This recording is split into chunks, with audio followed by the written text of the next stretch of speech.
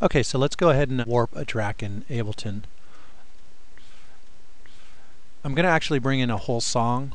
I'm going to take the approach that a DJ would take as far as warping a whole song, because once you understand how to warp a whole song, pretty much anything else is going to be really simple for you. Ableton is normally pretty good at warping small loops or what have you, but full songs get a little trickier. But with the auto warp, it gets pretty easy. So the first thing I'm going to do is I'm going to go here to my C drive, and I'm going to find the file that I want to use. And I'm going to go ahead and use this file here. And as I double click, you'll see that it's analyzing that. So while it's taking time to analyze, the next thing I'm going to do is I'm going to bring in a default that I made for warping.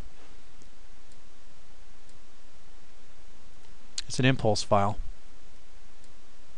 And go right into here, and there's my warp default. Drag it into the track. Now the reason I'm dragging an extra instrument in is basically it's got a sample that I use for every song.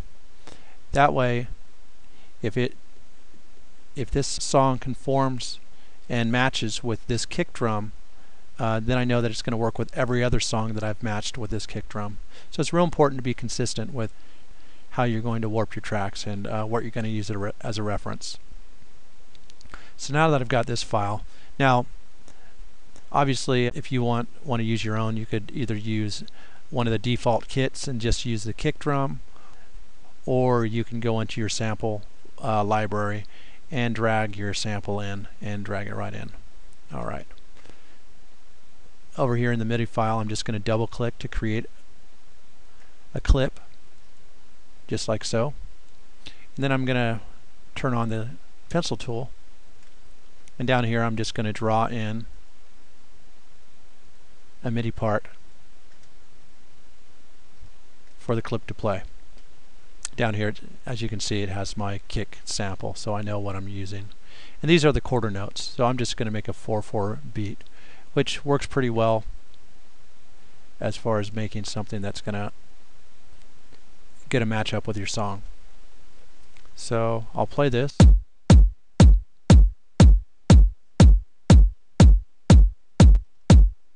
And that sounds good. And let's see. Yeah, it looks like this has been analyzed, so great. So now the first thing I want to do is I want to take a look. Looks like we only needed one warp marker. Sometimes you'll see multiple. I've seen as many as 20, 30, 40 different warp markers. Basically what a warp marker does is every time your track goes off beat, it's going to correct that timing, so that basically even if you've got a drummer that doesn't play consistently at one tempo, it will conform it to that tempo even if the drummer's loose. So now I'm going to go in, basically as you see this little round icon shows up. It's a little magnifying glass, and if you left click on it and drag, it's going to get closer, and if you drag upward, it's going to zoom back in. So as you can see, this is starting a bit too early. There's empty space, so that's definitely not going to conform. If you go over here and you play these two tracks together by clicking on your scene, as you can see, that sounds like a train wreck.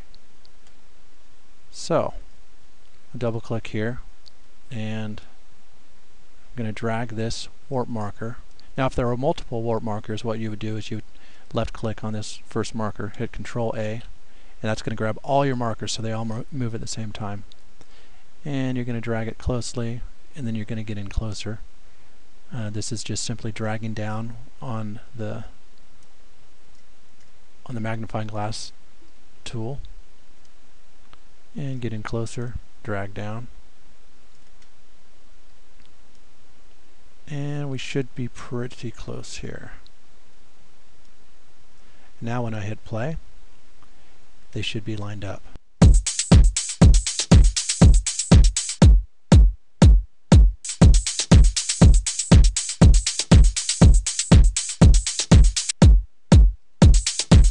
it sounds pretty on to me.